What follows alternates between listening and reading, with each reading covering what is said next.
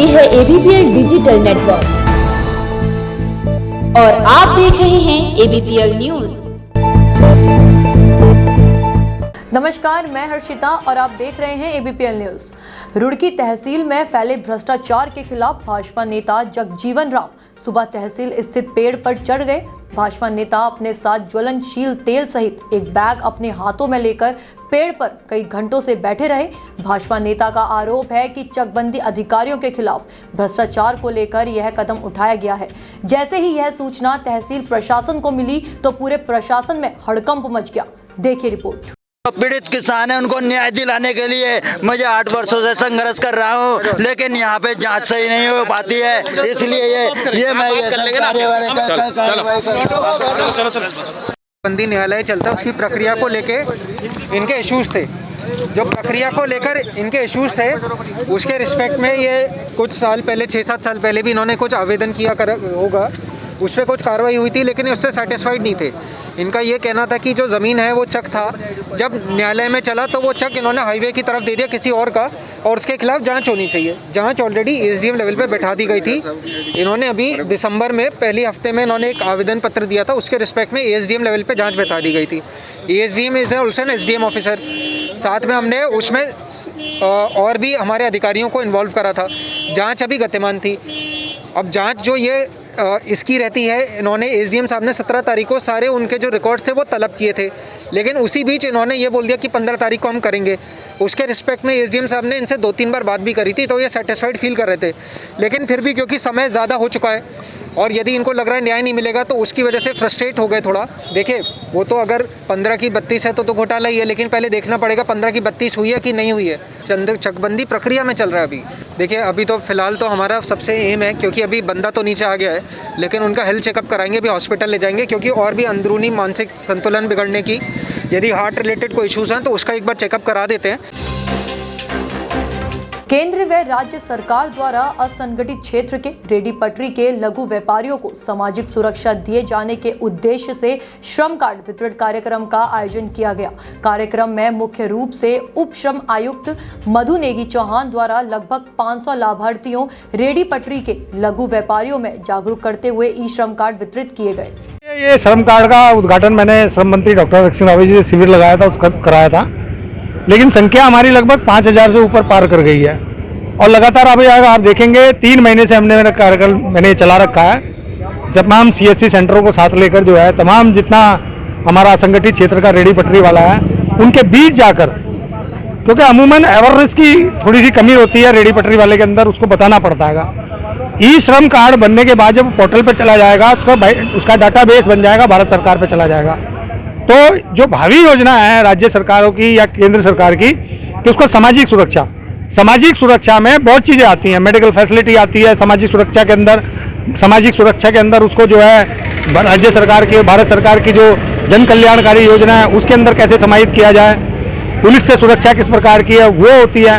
तो सामाजिक सुरक्षा के अंदर सब चीज़ आ जाती हैं। तो सामाजिक सुरक्षा किस प्रकार से असंगठित क्षेत्र के रेडी पटरी वालों को दी जानी है, उन उद्देश्यों की पूर्ति के लिए ये ई श्रम पोर्टल पर इनका रजिस्ट्रेशन हो रहा है। जब इसका डाटाबेस बन जाएगा, डाटाबेस बनने के बाद में इनको सीधा एएसआई की सुविधाएं मिलेंगी। और एएसआई की सुविधा देखा होगा असंगठित क्षेत्र के लोगों को नहीं मिलती थी, संगठित क्षेत्र के जो हमारे वर्कर हैं उनको मिलती थी।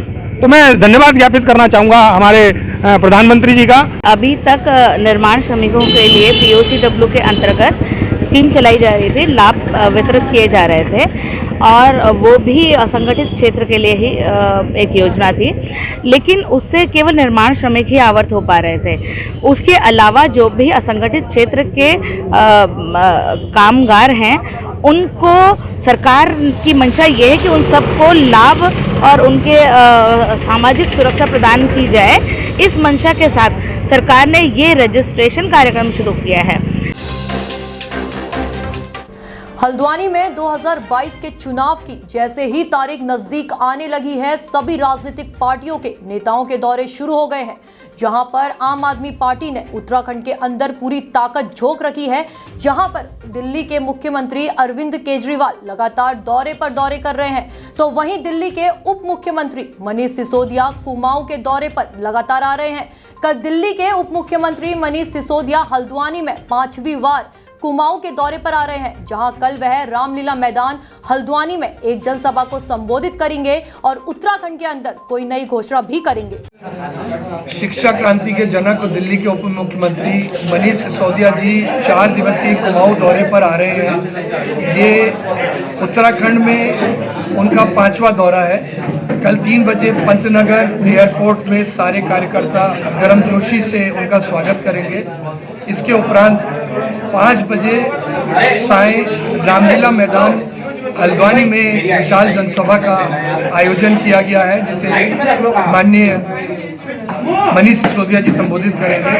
रात्रि विश्राम हल्द्वानी में करने के उपरांत 11 बजे भीमताल में एक प्रेस वार्ता का आयोजन किया गया है और 17 दिसंबर को ही 2 जनसभाएं होंगी, 12 बजे भवाली में और 3 बजे अल्मोड़ा में, जिसे वो संबोधित करेंगे। 18 दिसंबर को उसी रात कौसानी में विश्राम करने के उपरांत 18 दिसंबर को 10:30 बजे कौसानी में एक प्रेस वार्ता रखी गई है और इसके बाद वो गरुड़ बागेश्वर में 11 बजे उनकी एक विशाल जनसभा का आयोजन किया गया है और 3:30 बजे कांडा गरुड़ में उनका कार्यकर्ता बड़ी गर्मजोशी से स्वागत करेंगे। इसके उपरांत वो अल्मोड़ा में अपना विश्राम करने के बाद उससे 19 दिसंबर को 12 बजे रुद्रपुर में व्यापारियों से एक संवाद स्थापित करेंगे और 3:45 पर दिल्ली की ओर प्रस्थान कर जाएंगे। आज कालाढूंगी विधानसभा क्षेत्र के अंतर्गत प्रदेश महासचिव महेश शर्मा द्वारा एक विशाल ऐतिहासिक रैली को रवाना किया गया, जिसमें दर्जनों गाड़ियों व बसें उपस्थित रही।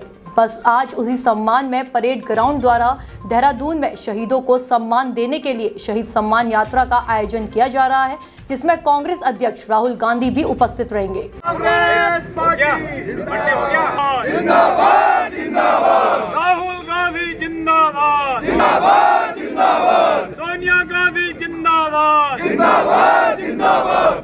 कालाढूंगी विधानसभा क्षेत्र से लगभग 500-600 कार्यकर्ता, 600 के करीब कार्यकर्ता आज और कल में देहरादून विजय दिवस के ऊपर जो कांग्रेस पार्टी ने रैली रखी है उसको माननीय हमारे पूर्व अध्यक्ष राहुल जी संबोधित करने वाले।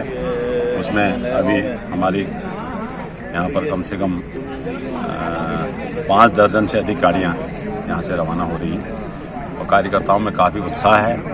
और कल का दिन हमारे लिए एक वैसे भी ऐतिहासिक है। 1971 में स्वर्गीय इंदिरा गांधी जी जब हमारी प्रधानमंत्री थी और पाकिस्तान के अंदर घुस करके दुश्मन देश के 2 टुकड़े किए थे और हमारे हजारों हजार सैनिकों ने वहाँ पर जिस बहादुरी के साथ मुकाबला किया, कल उन बहादुर सैनिकों को, पूरे देश के पूर्व सैनिकों को, वर्तमान सैनिकों को नमन करने का दिन है। उनको जो हमारे बीच नहीं रहे उनको श्रद्धांजलि देने का दिन है। तो कल विजय दिवस के रूप में देहरादून में एक बहुत ऐतिहासिक रैली होने वाली है, जिसमें लाखों लोग वहाँ पर एकत्रित होंगे। पूरा प्रदेश आज कांग्रेस की तरफ देख रहा है। पूरे प्रदेश के किसान, युवा, मजदूर, कर्मचारी वर्ग, हर वर्ग का व्यक्ति आज इसमें जुड़ा हुआ है। आप देख रहे हैं यहाँ पर अभी धीरे धीरे लोगों का आना शुरू हुआ है और सैकड़ों लोग यहाँ पर एकत्रित हो चुके हैं। कांग्रेस के पूर्व राष्ट्रीय अध्यक्ष राहुल गांधी की देहरादून में होने वाली रैली को सफल बनाने के लिए बागेश्वर से कांग्रेस कार्यकर्ता देहरादून रवाना हो गए हैं। 16 दिसंबर को देहरादून के परेड मैदान में होने वाली रैली में बागेश्वर से करीब 60 वाहनों से कार्यकर्ता रवाना हुए। इसको लेकर पहले ही बैठक की गई थी, जिसमें आवागमन की योजना बनाई गई थी। उन्होंने दावा किया है कि पीएम नरेंद्र मोदी की रैली से ज्यादा लोग राहुल गांधी की रैली में शिरकत करने देहरादून पहुंचेंगे। कांग्रेस पार्टी जिंदाबाद, कांग्रेस पार्टी जिंदाबाद, ललित परिषद जिंदाबाद, ललित परिषद जिंदाबाद, हरीश रावत जिंदाबाद, हरीश रावत जिंदाबाद, कांग्रेस पार्टी जिंदाबाद। राहुल गांधी जी के उत्तराखंड आगमन पर देहरादून परेड ग्राउंड पे विजय सम्मान रैली का 16 दिसंबर को जो आगाज़ है, उससे एक उत्तराखंड में कांग्रेस का जो है विजय संकल्प जो है यहाँ से लिया जाएगा।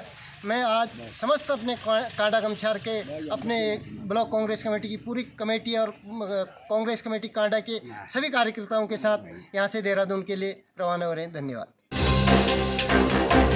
काफी लंबे समय से राशन न मिलने की शिकायत पर जॉइंट मजिस्ट्रेट के आदेश पर खाद्य आपूर्ति विभाग की टीम भंगेड़ी गांव में सस्ते गल्ले की दुकान पर पहुंची, जहां दिलशाद नामक राशन डीलर की दुकान और दस्तावेजों में कई अनियमितताएं पाई गई। राशन डीलर ने अपनी सूचना पट पर कोई भी ताजी सूचना अंकित नहीं की हुई थी। आखिर क्या है पूरा मामला, देखिए। ये भंगेड़ी में जो है ना एक शिकायत पत्र दिया था हमने एसडीएम साहब को, कल मोदी साहब को। तो क्या है कि भंगेड़ी में 2 ही दिन खोलते हैं राशन डीलर की दुकान। हम जब एसडीएम साहब के पास गए तो एसडीएम साहब ने उनसे पता करा अधिकारियों से, तो उन्होंने कहा कि हफ्ते में 1 दिन छुट्टी होनी चाहिए, नहीं 30 के 30 दिन खुलना चाहिए। इस संबंध में जो है यहाँ पे अधिकारी आ गए थे तो जांच कर रहे, तो यहाँ लोगों ने कहा कि मात्र 2 ही दिन खुलता है। पैसों वाला राशन है, उसे 2 दिन खोल के देता है। अच्छा, ठीक है नहीं, उसके मेरा दिलसाद के यहाँ ही कोटा है। ठीक है, उसके बाद में 5-6 दिन के बाद या 10 दिन के बाद में जब फ्री का राशन होगा, जब बांटेगा, जब ये जलालपुर का बांट देगा। इसने 2-2 कोटे ले रखे हैं, अकेला लड़का इसका एक बांटने वाला, जो वहाँ बांटता है यहाँ बांटता, कोई नौकर नहीं, कोई कुछ नहीं है। लाल कुआं नैनीताल दुग्ध उत्पादक सहकारी संघ लिमिटेड में आयोजित वार्षिक सामान्य निकाय अधिवेशन का विधिवत शुभारंभ हुआ, जिसमें पहुंची सूबे की दुग्ध विकास मंत्री रेखा आर्य ने दीप जलाकर विधिवत शुभारंभ किया। इस मौके पर करोड़ों रुपए की विभिन्न योजनाओं का विधिवत शिलान्यास एवं लोकार्पण भी किया गया। देखिए, आज नैनीताल लाल कुआं दुग्ध संघ का 71वां निकाय अधिवेशन जो है आज आहूत किया गया है। उसी में मैं आमंत्रित थी और उसी कार्यक्रम के दौरान मैं समझती हूँ कि शायद प्रदेश का पहला ऐसा डेयरी का या दुग्ध संघ का अपने परिसर में पशुओं के संदर्भ में, उनकी चिकित्सा के संदर्भ में उनके लैब के स्थापना की चिंता की गई और आज लैब का जो है यहाँ पर आज उद्घाटन भी किया गया है। निश्चित रूप से अब पशुओं के रोग के संदर्भ में यहाँ पर परीक्षण किया जा सकेगा और हमारे जो दुग्ध सहकारी समितियों के हमारे सदस्यगण हैं, उनके पशुओं के संदर्भ में यदि किसी प्रकार की चिकित्सा की आवश्यकता रहेगी, वो इस लैब के माध्यम से उसकी पूर्ति की जाएगी।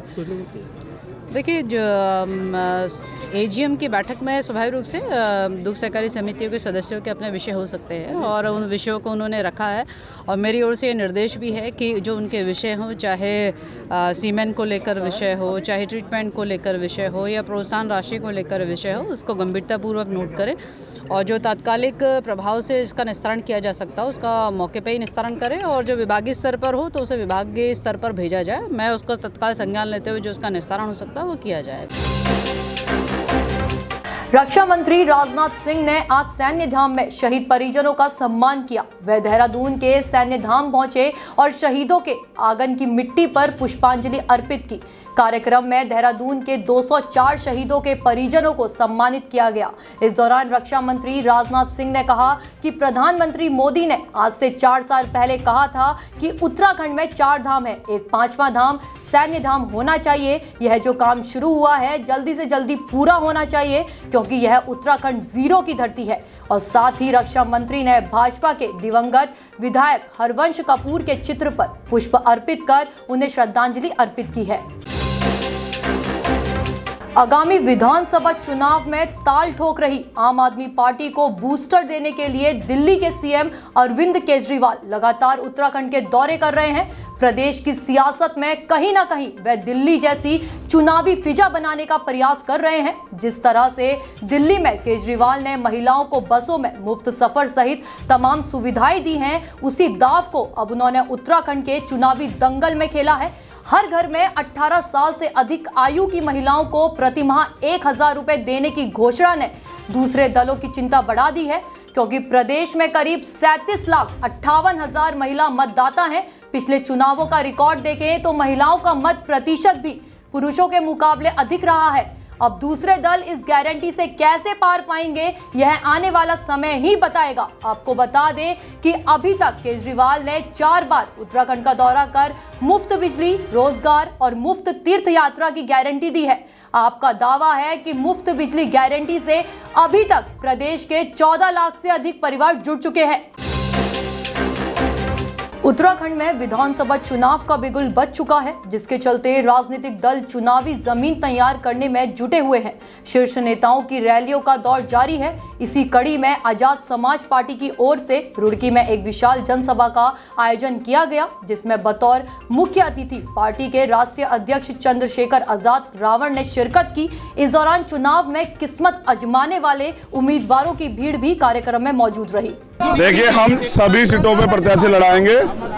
आज क्योंकि शुरुआत थी, मुझे चंपावत में एक हत्या हुई है और पुलिस कार्रवाई नहीं कर रही है। मैं तो वहां जाने के लिए आया था। हमारे प्रदेश अध्यक्ष ने कहा कि जब आ रहे हो आप तो फिर हम एक रैली भी कर लें। 2-3 प्रत्याशी इन्होंने आज कहा था, वो डिक्लेयर किए गए हैं। जैसे हम लोग जबरेड़ा पे लड़ा रहे हैं, जबरेड़ा के बाद रुड़की पे से प्रत्याशी डिक्लेयर किए और खानपुर पे, बाकी सीटों पे जल्द प्रत्याशी डिक्लेयर किए जाएंगे। एक बड़ी रैली हम लोग करेंगे। रामनगर वन प्रभाग के कालाढूंगी वन रेंज के अंतर्गत निहाल तराई भाबर वन आरक्षित क्षेत्र में नर हाथी का शव मिलने से हड़कंप मच गया।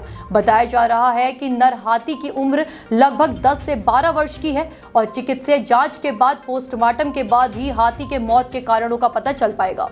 भाबर आरक्षित वन क्षेत्र से लगते हुए कैंप कॉर्बेट रिसोर्ट में एक नर हाथी का लगभग 10 से 12 वर्ष पुराना शव प्राप्त हुआ है। अभी उसको हमारी टीम ने देखा है। अभी इसमें पोस्टमार्टम की प्रक्रिया अपनाई जाएगी और उसके बाद ही जो डॉक्टर्स कहेंगे उसके बाद इसके मौत के कारणों का पता चल पाएगा। ये है ABPL डिजिटल नेटवर्क और आप देख रहे हैं ABPL न्यूज।